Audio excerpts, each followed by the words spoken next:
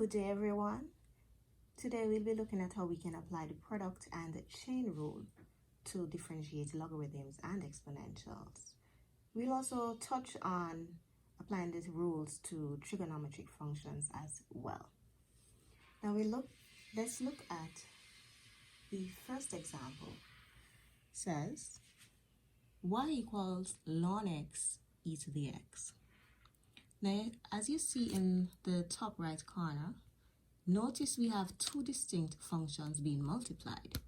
I know you don't see a dot or bracket separating them or the actual multiply sign in between, but they are being multiplied. Once you have variables or functions next to each other, they are being multiplied. Now, we do have two distinct functions. Our first function is ln x and the second function e to the x. And since they are being multiplied, we have to, of course, use the product rule. I have it right here. Quick little reminder for you. And based on our formula, we need to know what the u and v are, which are the first and second functions, respectively. So first, we're going to put down the u function, which is ln x. Then we're going to differentiate the v function. And if we differentiate e to the x, we do get back e to the x. Plus sign, v function, which is e to the x, times du dx, which is where we differentiate the u function. And differentiating ln x simply gives us 1 over x. What I did here was factor out what's common, which was e to the x. It's over on this side as well on that side of the plus sign. So I went ahead and factored it out to be left with a ln x plus 1 over x in bracket. In our second example, just a tad bit more technical. So here we have e raised to 3x times ln of 4x. Once again, these are being multiplied. So we're gonna again use the product rule. E to the 3x is our u function and ln 4x is our v function. So first we put down the u function, which is e raised to 3x, multiplied with the v dx, which is where we differentiate the v function. Differentiating ln 4x gives us 1 over x. The plus sign goes back. We put down the v function, which is ln 4x. And finally, we differentiate the u function. And differentiating e raised to 3x will give us 3e raised to 3x, following the rule. E raised to ax equals ae raised to ax when we differentiate. So here we have our derivative. It is our derivative. All we did down here is once again simplify by factoring out what's common. E raised to 3x is common on each side, which I put on the outside, to be left with 1 over x on this side and 3 times ln 4x on that side. Here we have two questions. Now I went ahead and complete them. So here we have two functions once again being multiplied. Our first function is 5e raised to 6x plus 3, and our second function is ln 2x. So this will be our u and this will be our v. So first we're going to put down the u function. If you want, I will just go ahead and make a sketch, make a quick little note of the formula so you can stay on track. Okay, so first we need the u function. Our first function, which is right here, gets placed first. Then we differentiate the v function. Differentiating ln 2x will give us 1 over x. Plus sign, the v function, the entire ln to x goes down. And then we have to differentiate the first u function. Going up here, as you notice, we have e raised to 6x plus 3. And in one of our previous videos, the shorter method to do that is to differentiate the power and then multiply it with the original function. So when I differentiate up here, I will get 6. So 6 times 5 is 30, and I write back the original e raised to 6x plus 3. And this is our differentiated answer, and I went ahead and simplified it once more. E raised to 6x plus 3 is common on each side. As a matter of fact, I could have factored out the 5 as well. Both would be the same. So I went ahead and factored out the e raised to 6x plus 3 to be left with a 5 times 1 over x, 5 over x, plus sign goes back, and then the 30 ln to x is placed on this side. In this example, once again, being multiplied, we have ln x times e raised to negative 4x. First function u, ln x. Differentiate v to get negative 4 e raised to negative 4x. Plus sign goes down. Write down the v function, e raised to negative 4x, and then finally differentiate the u function to get 1 over x. Factor out what's common, which is e raised to negative 4x, to be left with a negative 4 ln x on this side and a 1 over x on that side. Now let's look at applying the product rule to trigonometric functions. Starting off easy, we have y equals sine x cos x. Once again, these are being multiplied, so we're going to use the product rule. Sine x is our u function and cos x is our v function. So let's plug in u, which is sine x. If we differentiate the cos x, we get negative sine x plus the v function, which is cos x. And if we differentiate the u function, which is sine x, we get cos x as well. So here we have our differentiated function. We can now simplify it. We have sine x times sine x. These are the same type of functions, so we can go ahead and multiply them. One's positive, one's negative, so we get a negative sine squared x. On this side, we have cos x times cos x, which gives us a cos squared x. In this question, we have y equals cos 3x times sine of 4x plus 3. Cos 3x is our u function, and this is now our v. Let's plug into the formula. First, we put down the u function, which is cos 3x. And if we differentiate the v function, this will give us 4 cos 4x plus 3. Plus sign goes down. Write the v function, which is all of this. And then we need to differentiate the u function. So when we go here, differentiating cos 3x will give us a negative 3 sine 3x, as you see here. So these two are being multiplied as well as these two.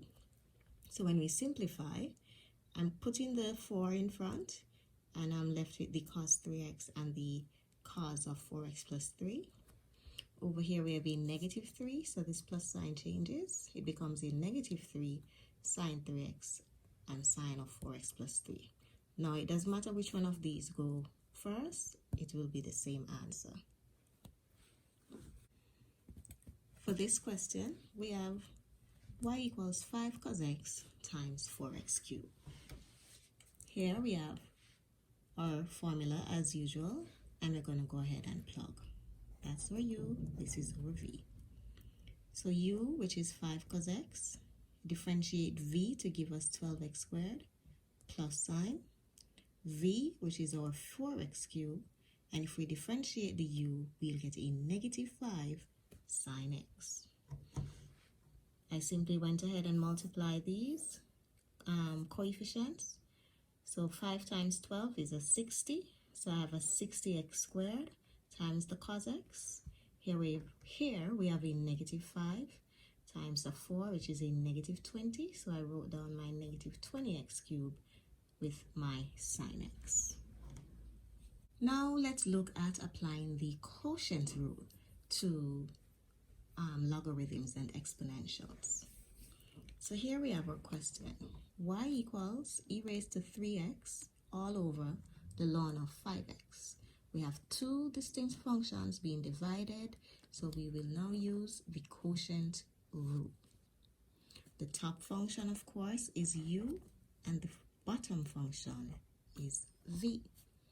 So let's go ahead and plug in their respective positions.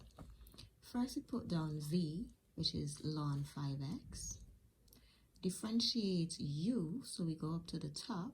This differentiated gives us 3e raised to 3x minus sine. Put down the u function, which is e to the 3x. And then when we differentiate the v, which is ln 5x, we simply get 1 over x. And once we've done that, we have to put it all over v squared. So this ln 5x gets squared. In this line, we have the simplified answer. I went ahead and factored out what's common at the top, which is e raised to 3x, to be left with a 3 times ln 5x minus this 1 over x. And since this v was squared, another way of writing it is ln squared 5x.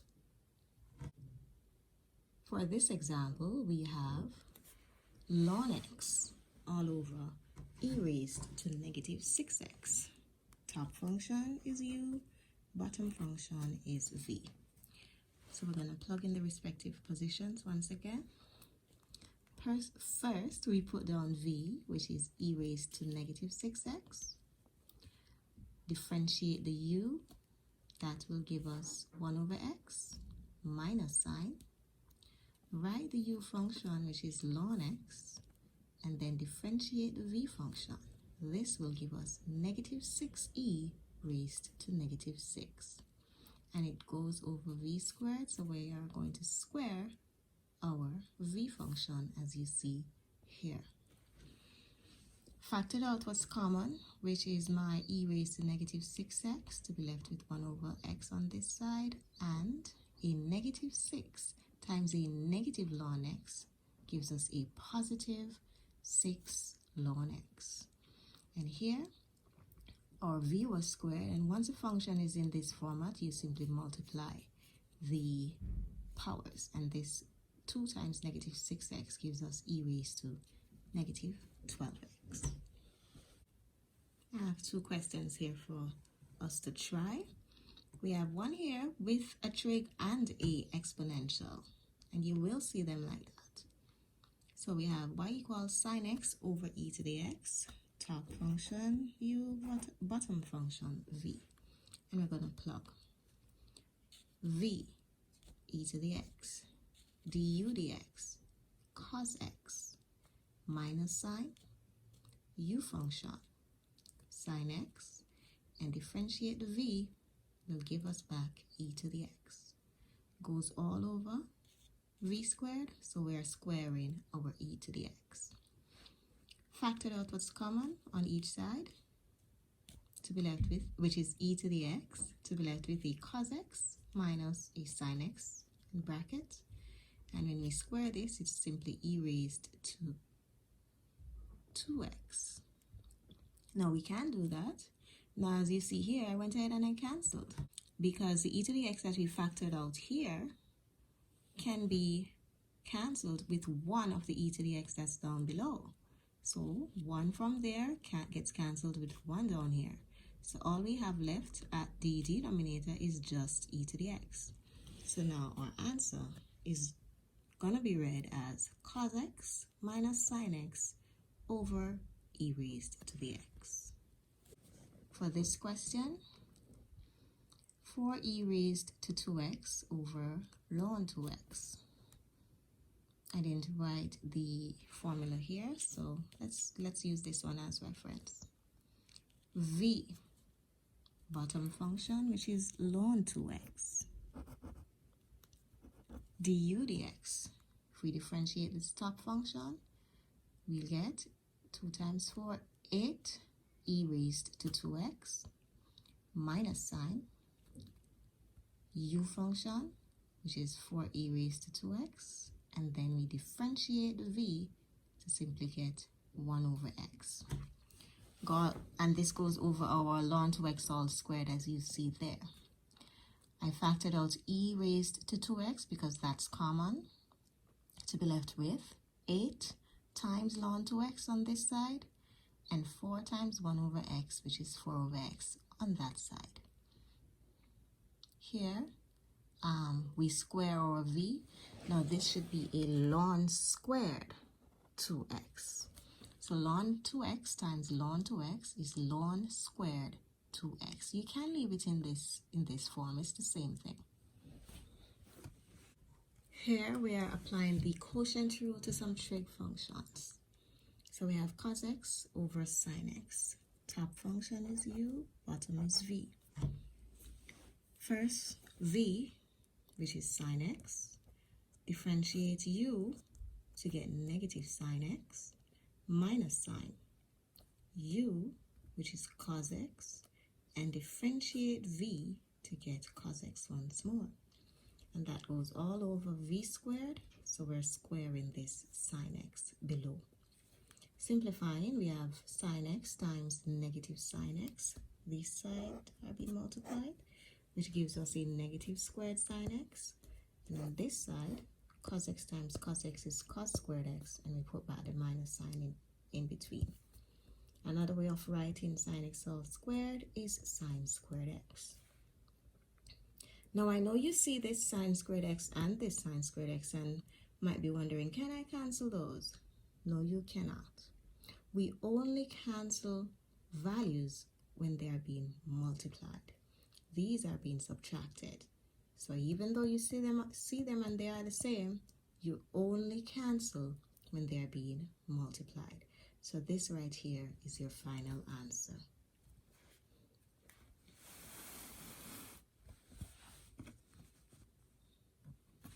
For this question, we have y equals sine 3x all over ln of 4x. Top function u, bottom function v. Following the formula, v, ln 4x. Differentiate u, 3 cos 3x, minus sign u, sine 3x. Differentiate v to get 1 over x, and that goes over the square of v, so our ln 4x gets squared. Now there's not much to change here. All I did was put the 3 in front. The ln 4x and cos 3x went back. It doesn't matter which one of these go first, and here I simply rewrite this as ln squared of 4x. You could have obviously left this as your answer.